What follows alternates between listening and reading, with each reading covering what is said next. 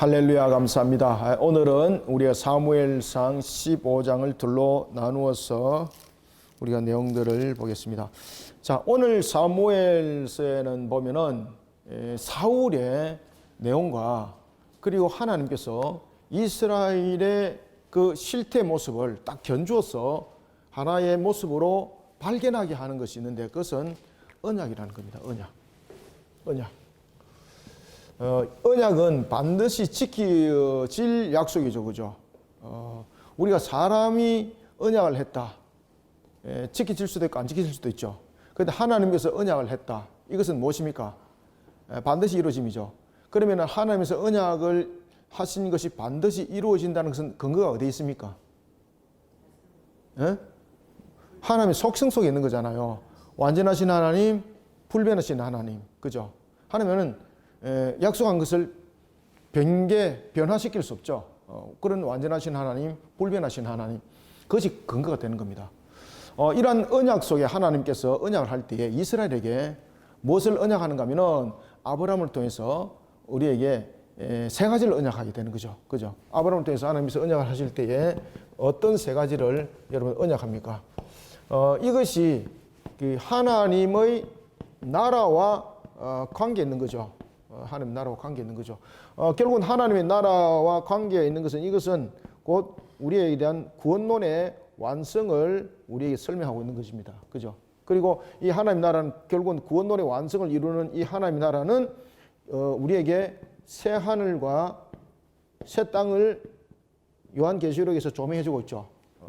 이런 언약의 실현들이 이제 역사 가운데 이루어질 때 하나님 세 가지를 약속합니다. 아브라함에게는 여러분 잘 아시는 것처럼 땅을 약속하시죠. 그죠? 땅을 약속하실 때에 그것이 가나안이라는 지명을 통해서 그냥 허무하고 허구적인 것이 아니라 사실적으로 일어날 일들을 하나님께서는 약속하시죠. 그리고 또한 하나님께서 무엇을 약속하십니까? 자손에 관해서 약속하시죠. 땅에 거하려면 자손이 있어야 되는 것 아니겠습니까? 그러면 그 땅이 누구의 땅인가 라는 부분에서 이제 주권에 관한 부분들의 내용들을 하나님께서 주실 때에 너를 축복하는 자 내가 축복할 것이고 너를 저주하는 자 내가 저주할 것이다. 이런 세 가지를 하나님께서 언약을 하시죠. 그죠? 자, 이런 가운데서 하나님께서 언약의 실현을 통해서 시를 이룰 때에 이 시를 이루는 그 기간을 약 한 430년의 그런 역사가 흘러갈 것을 하나님께서 말씀하십니다. 그러면서 이 속에서 애굽이라는 곳이 있을 것이고 이 속에 종살이가 있을 것인데 여기서 끝날 것이 아니라는 겁니다. 자, 이런 부분들의 사실들이 이제 BC 1446년에 일어나게 되죠. 이때 어떤 사건이 일어납니까? 무슨 애굽? 맞습니다. 출애굽이 역사 가운데서 일어나게 되는 겁니다. 자, 이때 이스라엘이 자손이 일단은 그 백성의 상태가 아니죠. 그죠? 자손이라는 민족이 형성되어서 출애굽이죠. 그 다음에 이 이스라엘이 백성을 이룰 때가 언젠가 하면은 바로 시내산에서 하나님이 왕이 되는 것이고 이스라엘이 여기서 백성이 되는 언약을 맺게 되는 거죠. 그죠? 이런 부분들. 자, 이때에 이들이 이제 이런 언약을 맺은 상태 속에서 출애굽을 하여서 그들이 나오는 과정, 이런 과정 속에서 BC 1446년 출애굽, 오늘 그 본문의 내용이 나옵니다. 그들이 출애굽을 하여서 이제 가나안을 가게 됩니다. 가나안 땅에서도 정복 전쟁이 일어나게 되는 거죠. 첫 번째 정복 전쟁이 여리고성의 전투였죠. 이때 여리고성의 이 전투가 여러분들이 잘 아시는 것처럼 하나님께서 그 성을 허물어 주심으로 그 모든 전투는 시작이 되었던 거죠. 자, 이런 속에 이스라엘 역사 속에 여러 가지 이제 우여곡절도 있었고, 그리고 여러 가지 전쟁들이 놓여져 있었습니다. 이때에 이스라엘이 자, 가나안에 가는 것은 무엇을 이루기 위함입니까? 언약을 이루기 위함이죠. 이 언약을 이루기 위함 속에서 언약을 이루지 못하도록 제일 먼저 해방꾼이 나타납니다. 누구였습니까? 예? 또 여기서 또 그 바로 왕입니다. 또 이렇게 하지 마세요. 제가 지금 출애굽 이야기 분명히 했어요. 제가. 언약을 이루는 측면에서 언약이 성취되지 못하도록 제일 먼저 마귀 앞잡이가 딱 되어서 이스라엘한테 짠 나타났던 족속이 누구 족속입니까? 아말렉입니다. 아말렉. 하나님께서 오늘 사울에게 명령을 합니다. 사울에게 명령을 하면서 이 아말렉을 어떻게 하라? 멸절시키라 그럽니다. 멸절시키라. 시도 남기지 말라는 겁니다. 왜냐하면 하나님의 언약을 성취하는 측면에서 마귀의 앞잡이죠, 그죠? 그래서 이 마귀의 앞잡이로 인하여서 하나님의 언약이 성취되지 못하고 그러지는 않았지만은 그런 방해적 요소 부분에 대해서 하나님을 회방하는 그들은 반드시 심판을 받을 것이라는 것을 오늘 사울을 통해서 그 사명을 수행하도록 합니다. 그래서 지금 여기에서 사울은 하나님의 주신 사명의 부분에서 중보적 역할을 하는 자로서 하나님의 심판의 대행자가 되어야 되는 겁니다.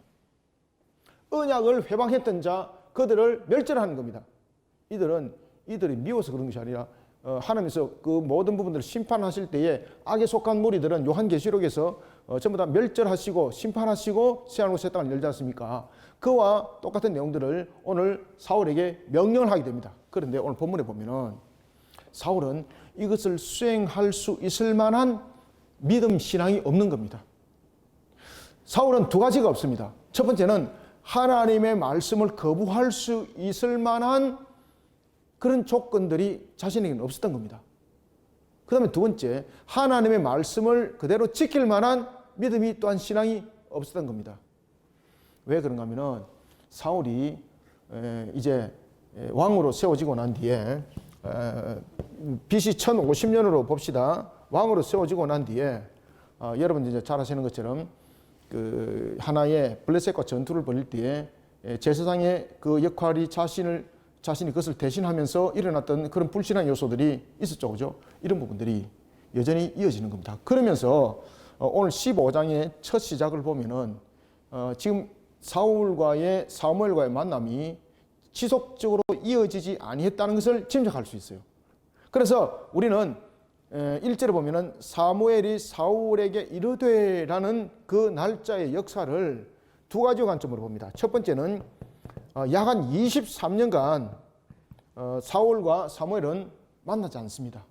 그 다음에 두 번째, 약 한 10여 년간 사울과 그리고 사무엘은 사울을 만나지 않습니다. 이 두 가지 학설이 있는데 이것은 어떤 학설이 정확하다는 것은 면도수로는 확인될 수는 없습니다.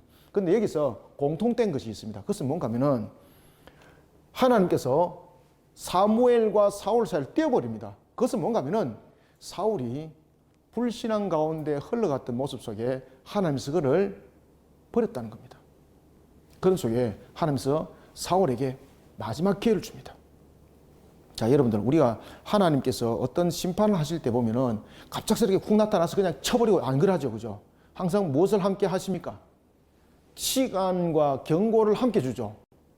여러분들 잘 아시는 것처럼 창세기 6장에도 보면은 하나님께서 그들을 벌하실 때에 그 노아 시대에 그들을 벌하실 때에 노아를 통해서 하나님께서 120년이라는 회개 기간을 주죠. 그죠? 방주 만드는 기간이 120년이었습니다. 이것 아닙니다. 그 기간에 그냥 방주는 그냥 만들었을 뿐이에요. 사역 기간이 120년이라는 속에서 그들을 회개하여서 돌이키는 그런 오랜 시간의 그 내용들을 줬다는 이야기입니다. 오늘 본문에도 마찬가지입니다. 하나님께서 사울에게 다시 한 번 더 기회를 줍니다. 그것이 바로 뭔가 하면은 사무엘이 나타남입니다. 그래서 사무엘이 나타나서 무엇을 말하고 있는가 하면은 하나님의 언약의 회방꾼이었던 이 아말렉을 네가 하나님의 중보자의 역할자가 되어서 하나님의 심판을 단행하는 데 있어서 이 사명을 감당하는 자가 되어라. 아시겠습니까? 그러면 사울은 신앙 속에서 이 사명을 감당해야 될 자가 되어야 되는데 사울이 그리하지 않습니다. 그래서 사울에게는 두 가지가 없습니다. 하나는 하나님의 말씀을 지키지 아니할 하나님의 말씀을 떨쳐버릴 그런 자신도 없고, 두 번째는 하나님의 말씀을 또 온전히 지킬 만한 그런 믿음의 신앙도 없었던 겁니다. 이런 속에 어떤 일들이 일어나는지를 보라는 겁니다. 그래서 우리는 항상 하나님의 말씀 앞에 늘 순종하는 자세가 중요합니다. 앞에도 말씀드렸던 것처럼 완전하신 하나님, 그 하나님 불변하신 하나님이지 않습니까? 그 속에 우리가 유한성을 가지고 있는 것 하나님 아십니다. 이미 우리의 부족함 이미 하나님 아십니다. 연약감 아십니다. 무지함 아십니다. 그럴 때에 명하시고 이럴 때는요, 우리의 능력 보고 명하지 않습니다. 믿으라는 겁니다. 내가 너에게 그 사명을 줬으니 너는 어떤 자세로 항상 세워져라? 순종하는 자세로 항상 세워져라. 이런 속에 신앙이 자라나고 또한 하나님의 역사가 일어나고 이것을 보게 된다는 거죠. 그런데 오늘 본문에 보면은 그 일들의 역행을 하게 됩니다. 이 일의 역행을 통해서 오늘 본문에 보면은 재밌는 이야기가 등장하는데 하나님께서 이제 그 이후에 등장합니다. 사울을 왕으로 세웠었음을 11절에 보면은 마치 후회하는 것처럼 이렇게 하고 있는데 이거는 그 여러분 잘 아시는 것처럼 신인 동력론입니다. 신인 동력론을 통해서 사람의 그 느낌 속에서 그것을 표현해내는 거예요. 신인 동력론이 놈이다 이 속에서 11절을 잠깐 보고 들어가면 하나님께서 후회했다라는 것은 정말로 이 왕을 세운 것은 내 지금 잘못했구나 이거 아닙니다. 앞에 제가 말씀드렸죠. 완전하신 하나님. 그죠? 완전하신 하나님. 그러면 하나님께서 이 내용들을 왜 성경에서 이렇게 후회라는 단어로 표현했을까? 그것은요, 애처롭다는 겁니다. 굉장히 애석하게 느낀다는 겁니다. 이렇게 길을 줬음에도 불구하고, 길을 열어줬음에도 불구하고 사울이 온전하게 바로 서지 못했던 것. 자, 오늘 우리는 이란 속에 1절부터 16절까지 짧은 본문이지만은 중요한 내용들이 담겨져 있는 것인데 함께 보도록 하겠습니다. 자, 15장 1절 봅시다. 사무엘이 사울에게 이르되, 자, 이 기간이 언제쯤 됐다고요? 약 10년 또는 23년. 다시 말하면은 사무엘과 사울이 만나지 아니한 기간이 그만큼 길었다는 겁니다. 그것은 무슨 이야기를 하고 있습니까? 공백 기간이 그만큼 생겼다는 이야기는 하나님과의 관계가 바르게 유지되지 못했다는 뜻입니다. 하나님과 사울과의 관계가 신앙 가운데에 바르게 존속하고 이렇게 세워지지 못했다는 겁니다. 이것은 사울이 하나님의 말씀을 전하는 선지자의 바른 가르침을 유지하지 못했기 때문에 사무엘이 그를 안 만나는 겁니다.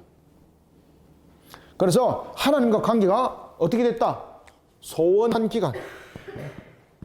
하나님과 관계가 소원한 기간이 바로 23년 또는 10년이 넘게 그 시간들이 흘러났다는 겁니다. 이 속에 사울은 어떻게 변했을까요? 사울은 철저히 인본적 모습 속에 세워집니다. 자, 2절 보십시오.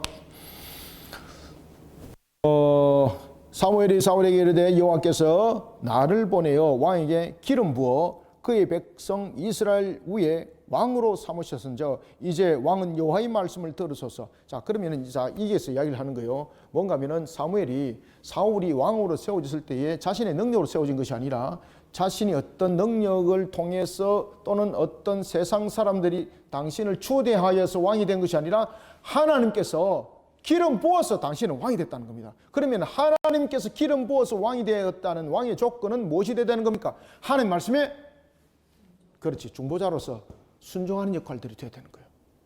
자, 구약시대 때는 왕과 선지자와 제사장이 주로 중보적 역할을 하죠. 그죠? 지금은 이제 예수 그리스도께서 중보자로 완성을 이뤘기 때문에 예수님이 중보자시지만은 구약시대 때는 이런 대신 세워졌던 자들이 중보적 역할을 하는 중보자 역할들을 감당했던 겁니다. 자, 이런 속에 하나님의 사명을 순종을 감당해야 될 왕인데 지금 그가 어떻다는 이야기입니까?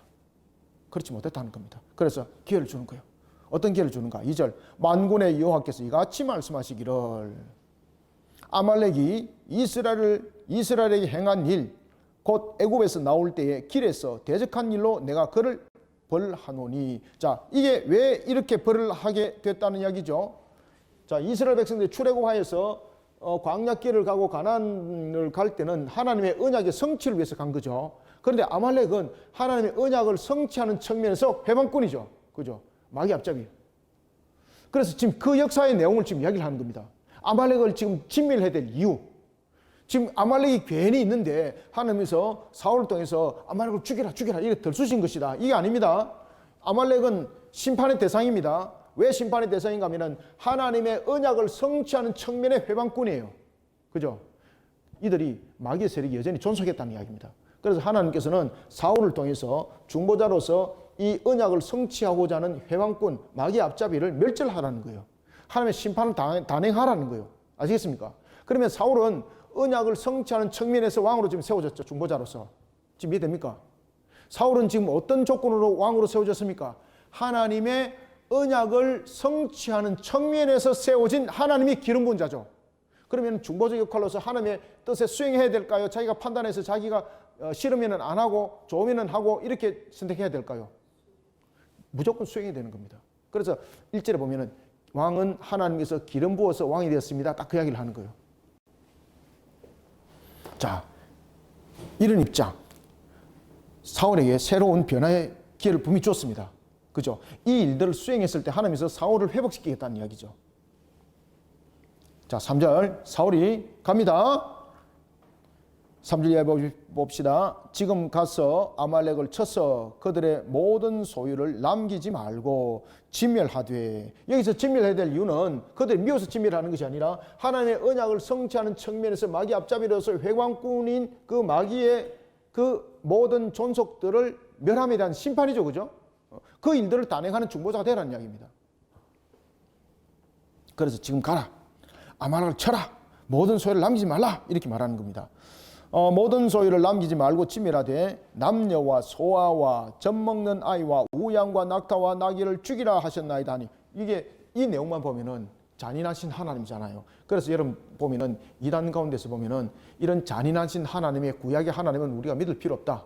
우리는 신약의 하나님, 오직 살리는, 예수님은 이제 신약에서는 살리는 길들을 택했잖아요. 근데 구약의 하나님 보면 계속 죽이는 거예요. 그래서 우리는 믿을 것은 구약의 하나님이 아니라 신약의 하나님이다. 그래서 구약을 버리고 우리는 신약만 선택해야 된다. 이런 이단들이 등장하고 그랬었습니다. 이 내용만 여러분 보시면은 하나님 여러분 잔인하죠. 그죠? 젖먹이도 죽이고 전부 다 죽이나. 와, 이럴 수가 있나? 그렇게 보시면 안 됩니다. 이게 단박적으로. 이 부분들은 언약의 성취를 이루고자 하는 측면에서 이 마귀가 세력화가 되어서 언약의 성취 해방꾼이 된 거죠. 그 해방꾼에 관한 심판입니다. 이거 심판.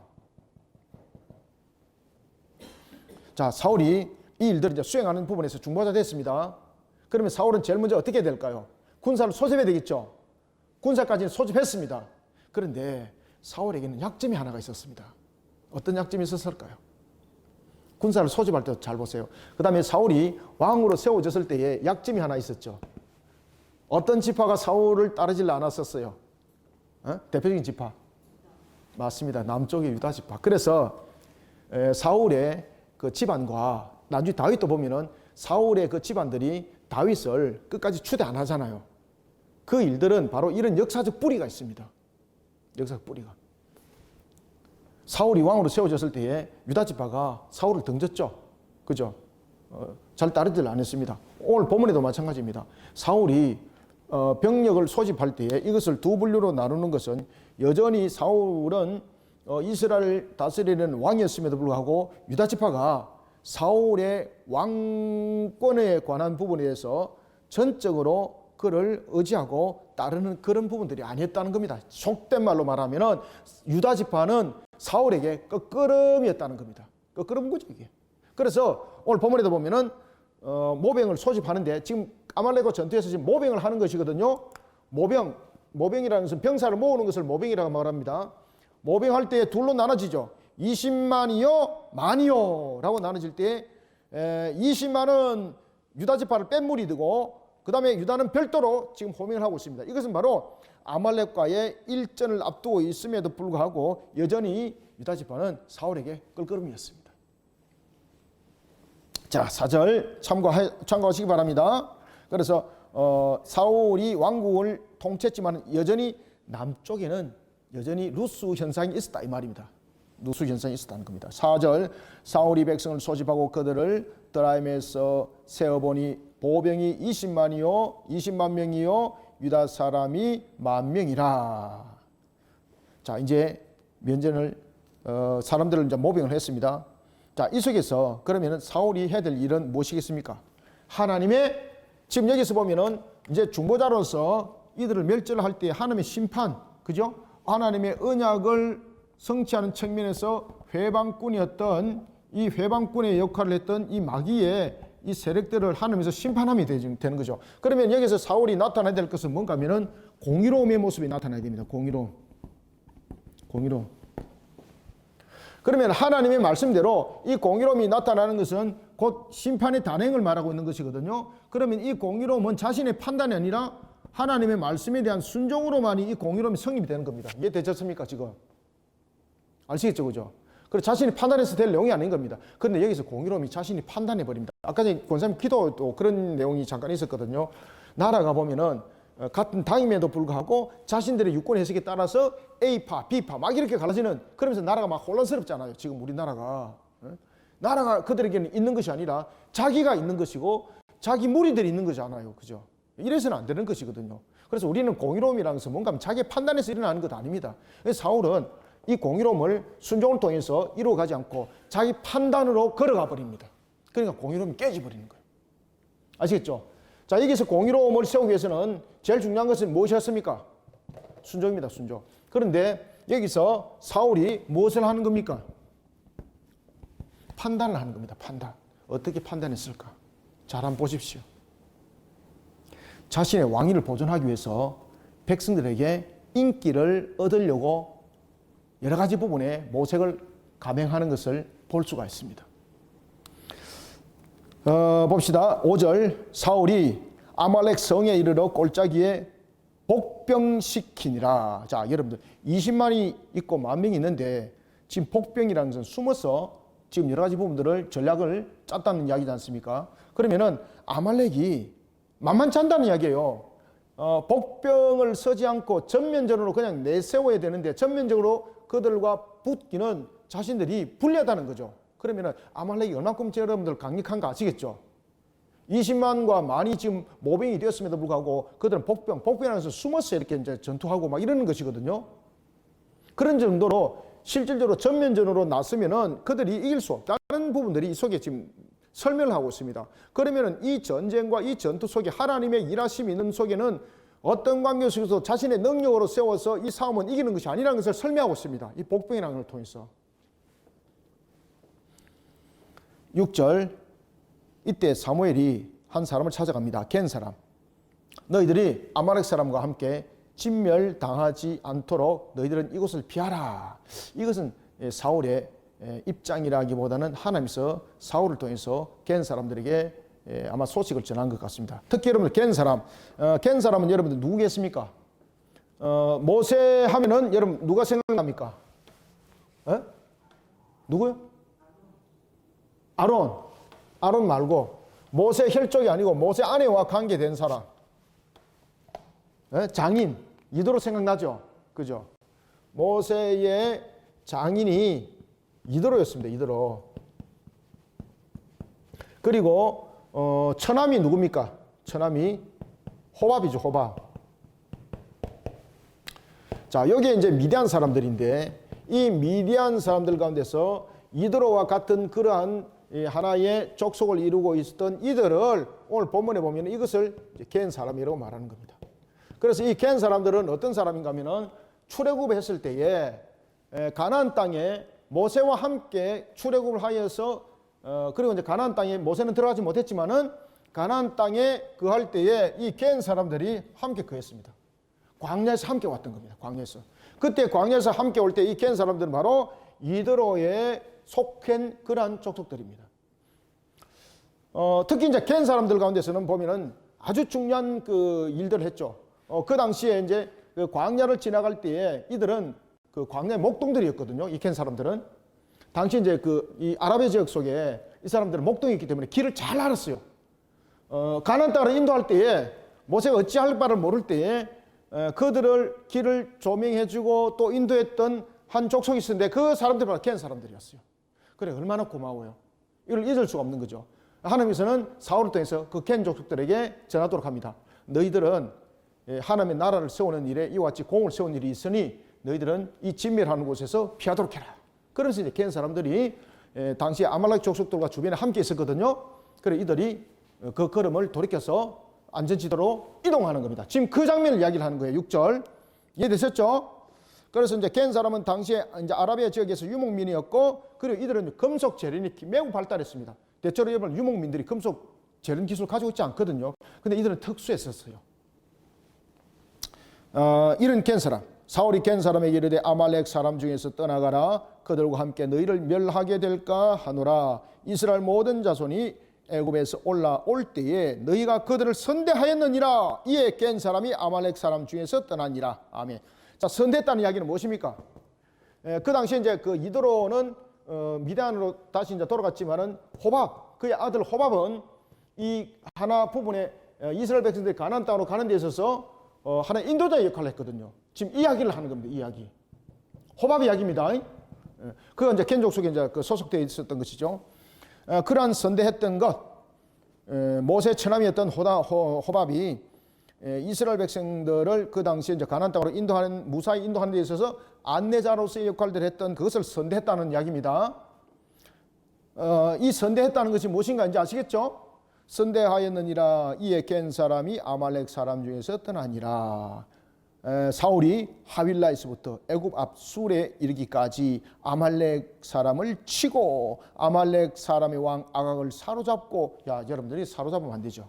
자, 여기서 하나님께서 어떻게 하셨습니까? 전부 다 진멸하라고 했잖아요. 진멸. 진멸인데 여기서 남겨둡니다. 분명히 하나님께서 이 부분에 아말렉을 하나님께서 진멸하라 그랬는데, 지금 여기서 사울은 이 아말렉을 어떻게 하는가 하면은 첫 번째 아각을 남겨둡니다. 그 다음에 두 번째 소와 양을 남겨둡니다. 그러면서 왜 남겨두는가? 거짓말을 하고 변명합니다. 자, 본문을 보면서 설명합시다. 아말렉 사람의 왕 아각을 사로잡고, 왜 사로잡았을까요? 사울이 가장 맹점이 하나가 있었는데 그것이 무엇입니까? 모든 지파가 자신을 안 따른다는 것이었고, 또 하나는 초대 왕으로 이제 세워지면서 우여곡절이 많았잖아요. 그러면서 사울에게는 무엇이 필요했는가 하면은 자신의 업적 또는 자신의 어떤 위대함, 이런 것을 사람들에게 자꾸 정리해 보이고 싶었어요. 그러면 사람들에게 정리해 보이고 싶을 때 어떤 강력한 왕이 자신의 발 아래 순종한다든지 자신의 발 아래 복종하게 되면 사람들이 어떻게 보겠습니까? 이야, 사울 위대하네, 이렇게 볼 거잖아요. 지금 이 일들을 하는 겁니다. 지금 사울이. 아시겠습니까? 하나님의 역할을 감당하는 중보자 역할이 아니라 자기가 자기를 세우는 역할을 지금 하는 겁니다. 이 전쟁에서. 그래서 아각을 사로잡은 이유는 무엇입니까? 자신의 명예를 더 높이기 위해서. 왕 아각을 사로잡고 칼날로 그의 모든 백성을 진멸하였으되, 그러니까 한쪽은 하나님의 말씀에 순종하고 한쪽은 자신의 유일한 부분을 해석하고 지금 이렇게 하는 겁니다. 그래서 사울은 하나님의 명령에 대해서 수행하기보다는 지금 무엇을 강화하기 위해서 전쟁 치릅니까?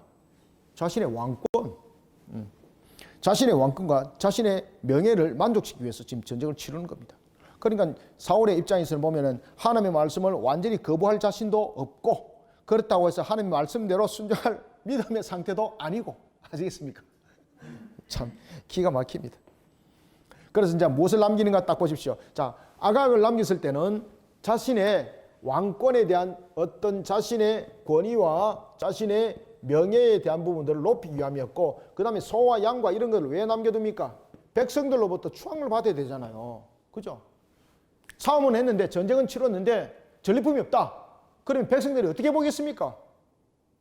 군사들이 어떻게 얘기했어요? 그러니까 전리품을 주는 거예요. 이거는 자신이 소유하려고 그러는 것이 아니라 이 전리품을 백성들에게 줌으로써 그들에게 인기를 얻으려고 하는 거예요. 9절 사울과 백성이 아각과 그의 양과 소의 가장 좋은 것 또는 기름진 것과 어린 양과 모든 좋은 것을 남기고 진멸하기를 즐겨 아니하고 가치 없고 하찮은 것은 진멸하니라. 보십시오. 가치 없고 하찮은 것만 진멸했습니다. 그러면은 사울은 왜 이런 일들을 했을까요? 이 전리품을 백성들에게 주는 겁니다. 군사들에게 주면서 군사들로부터 추앙을 받는 겁니다. 이야, 역시 우리는 사울을 위해서 싸워야 돼, 뭐 이렇게 되는 겁니다. 자, 10절 여호와의 말씀이 사무엘에게 임하니라. 이르시되, 11절 내가 사울을 왕으로 세운 것을 어떻게 한다? 후회한다. 여기서 이제 신인 동력론이라고 그랬죠, 그죠? 신인 동력론. 이 신인 동력론에서는 신이 마치 인간의 모습으로서 비춰질 때 이런 모습이라는 것은 참 충격적인 일들이 다가왔는 것을 사람의 표현으로서 설명하고 있는 겁니다. 그래서 여기서 후회하노니 라는 것은 실질적으로 후회한다는 것이 아닙니다. 완전하신 하나님 속에서는 후회함이 없습니다. 이것은 어떤 의미를 가지고 있다고 그랬죠? 참으로 애석하다는 뜻을 가지고 있습니다. 참으로 애석하다는 의미를 가지고 있습니다. 이해되셨죠? 이것을 무엇으로 표현했다? 맞습니다. 신인 동형론으로 표현을 한 겁니다. 이것은 내가 사울을 왕으로 세운 것을 후회하노니 그가 돌이켜 나를 따르지 아니하며 내 명령을, 그러니까 중보자로서 역할들을 지금 안 하는 거예요, 지금 이게. 여기서 공의로움을 순종을 통해서 펼쳐 나가야 되는데 공의로움을 판단을 해버렸죠, 그죠? 후회하노니 그가 돌이켜서 나를 따르지 아니하며 내 명령을 행하지 아니하였음이니라 하신지라. 사무엘이 근심하여 온 밤을 여호와께 부르짖으니라. 자, 이제는 사울에게 마지막 순서가 끝난 겁니다. 하나님께서 기회를 줬거든요, 마지막 기회. 그러니까 자신이 직접 또 기름을 부어서 왕으로 세웠잖아요. 그게 또한 중보적 역할을 한 사람이 사무엘이잖아요. 그래서 사무엘의 마음이 얼마나 아프겠어, 그죠? 무너지는 거죠. 12절.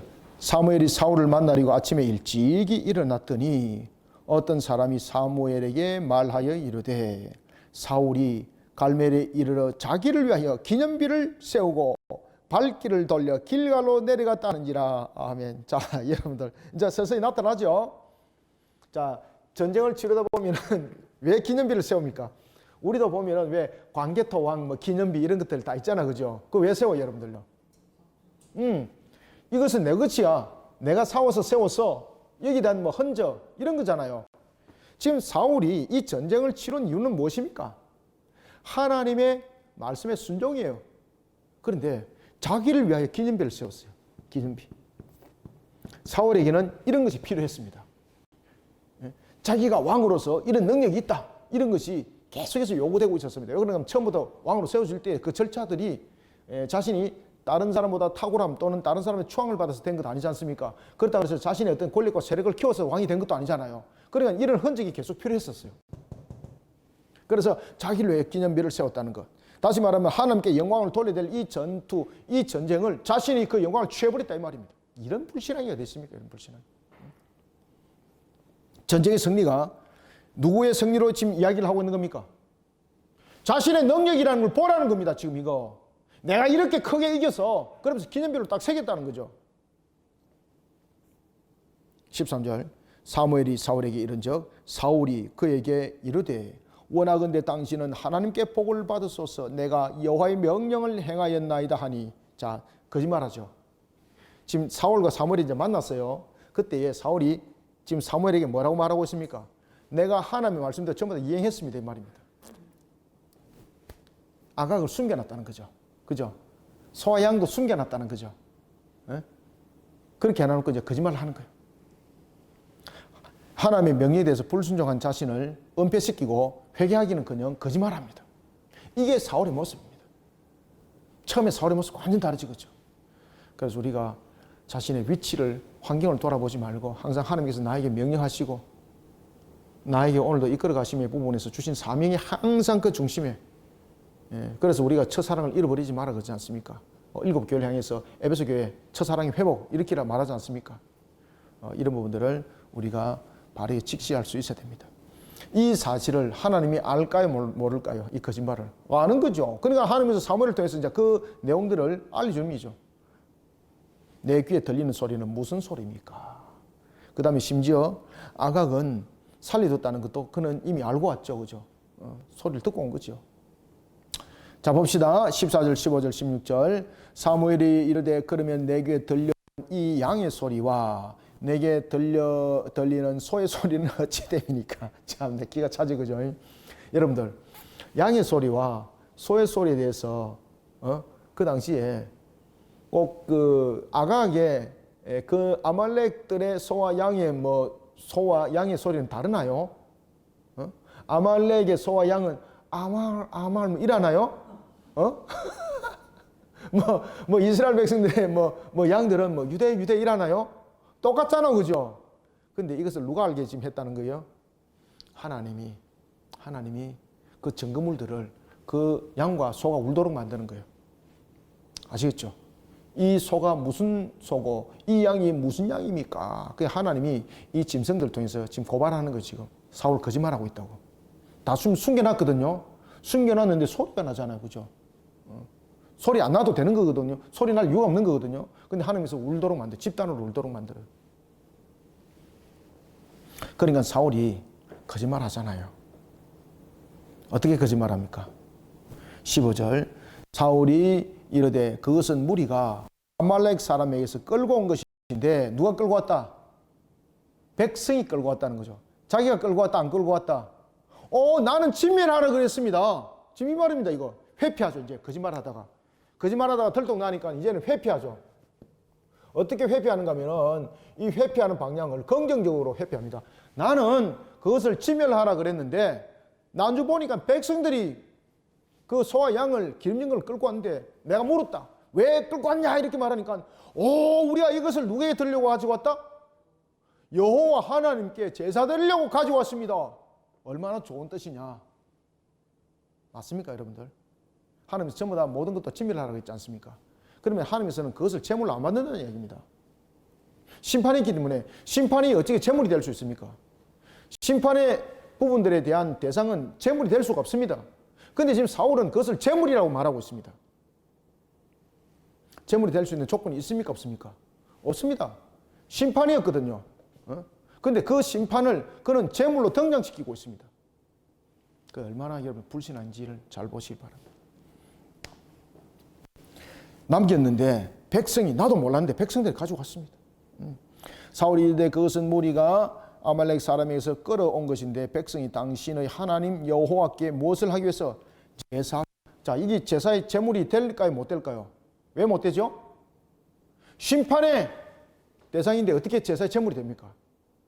이거는 제사 제물의 조건이 되지 못합니다. 그런데 그는 제사의 제물이라고 제시를 하고 있습니다. 제사하려 하여 양들과 소들 중에서 가장 좋은 것을 남기며 그 외의 것은 우리가 진멸하였나이다 하는지라. 사무엘이 사울에게 이르되 가만히 계시옵소서. 간밤에 여호와께서 내게 이르신 것을 왕에게 말하리다니 그가 이르되 말씀하소서. 자, 이제 다음 주에 이제 어떤 일들이 벌어지는지 우리가 한번 보도록 하겠습니다. 오늘도 우리는 하나님의 말씀에 늘 순종하는 자세, 오늘도 주어진 사명 속에서 항상 충성스럽게 사명을 순종하는 것으로 잘 감당하는 우리 성도들 되시길 바랍니다. 자, 그러면서 내일 다음 주에는 어떤 장면들이 연출될지를 함께 기대하면서 오늘은 여기까지 마치도록 하겠습니다. 기도하겠습니다. 하나님 감사합니다. 주님께서 오늘도 우리에게 주신 말씀, 꼴의 양식, 생명의 양식, 오늘도 우리에게 이 한날에서는 금의 말씀이 혼과 육과 골수를 찔러 쪼개게 하여 주시고 주의 거룩한 산 역사의 걸음을 걸어갈 때 항상 말씀이 조명하는 쪽에 우리는 정로의 길들을 걸어가는 자 되라고 주신 말씀 상가 만반적에 각인하고 새깁니다. 오늘도 신앙이 개걸음치는 옆걸음이 되지 않도록 주 성령님 도와주시옵소서. 오늘도 내가 자의적 판단 속에 일하는 그런 종이 되지 말게 하시고 하나님의 뜻에 순종하는 종으로서 걸어가는 우리 모든 성도들이 되게 성령님 도와주옵소서. 우리의 부족함과 연약함과 무잠도 하나님은 이미 아시오매 우리는 그 명예 수반할 때 주님께서 모든 것을 부어 풍성함을 이루어 또한 성취해 나갈 것도 함께 믿는 믿음 속에 또한 달려가게 하여 주옵소서. 믿음 있는 신앙 속에 세워지지 아니하고 어찌 우리가 주의 뜻을 이어갈 수 있겠습니까? 믿음에 믿음을 다하여 주옵소서. 예수님 이름으로 기도드리옵나이다. 아멘.